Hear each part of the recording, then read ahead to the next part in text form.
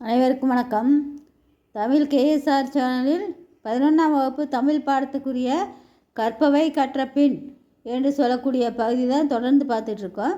இதில் ஒரு இயல் பார்த்தாச்சு. இன்றைக்கி பார்க்கக்கூடியது ரெண்டாவது இயலில் முதல் வினா.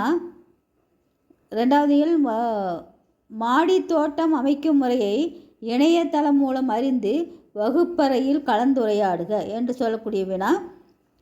இதில் உரைநடை பாடம், இயற்கை வேளாண்மை என்று சொல்லக்கூடிய உரைநடை பாடம். இதில் ரெண்டாவது வினாக சொல்லப்படுகின்றது. பள்ளியில் செயல்படும் தேசிய பசுமைப்படை, சுற்றுச்சூழல் மன்றம் ஆகியவற்றின் வாயிலாக மரக்கன்றுகளை நட்டு வளர்ப்பதில் உங்கள் செயல்பாடு குறித்து உரை நிகழ்த்துக. இது ரெண்டும் வகுப்பறையில் மாணவர்களுக்குரிய பகுதிகளாக சொல்லப்படுகிறது. இந்த மாடி தோட்டம் அமைக்கும் முறையை பார்த்துவிட்டு வகுப்பில் கலந்து உரையாடுவதை போல் அமைந்திருக்கு.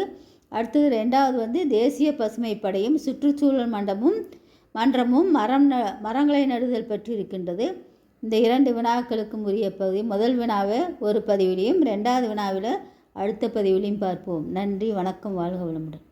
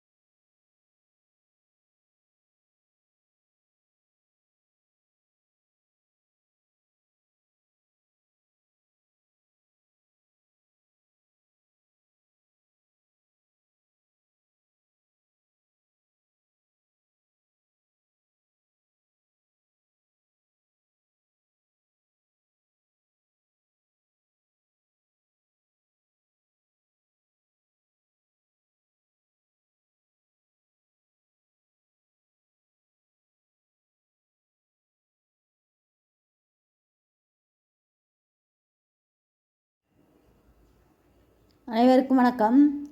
தமிழ் கேஎஸ்ஆர் சேனலில் 11ஆம் வகுப்பு தமிழ் பாடத்துக்குரிய கற்பவை கற்றபின் என்று சொல்லக்கூடிய பகுதி தான் தொடர்ந்து பார்த்துட்ருக்கோம்.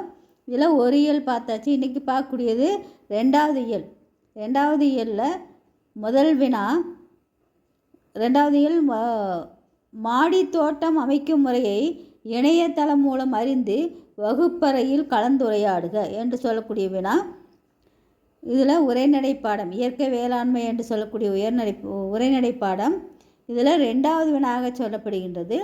பள்ளியில் செயல்படும் தேசிய பசுமைப்படை, சுற்றுச்சூழல் மன்றம் ஆகியவற்றின் வாயிலாக மரக்கன்றுகளை நட்டு வளர்ப்பதில் உங்கள் செயல்பாடு குறித்து உரை நிகழ்த்துக.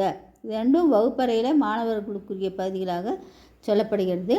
இந்த மாடி தோட்டம் அமைக்கும் முறையை பார்த்துவிட்டு வகுப்பில் கலந்து உரையாடுவதை போல் அமைந்திருக்கு. அடுத்தது ரெண்டாவது தேசிய பசுமை படையும் சுற்றுச்சூழல் மன்றமும் மரங்களை நடுதல் பற்றி இருக்கின்றது. இந்த இரண்டு வினாக்களுக்கும் உரிய பகுதி. முதல் வினாவை ஒரு பதிவிலையும் ரெண்டாவது வினாவில் அடுத்த பதிவிலையும் பார்ப்போம். நன்றி, வணக்கம், வாழ்க வளமுடன்.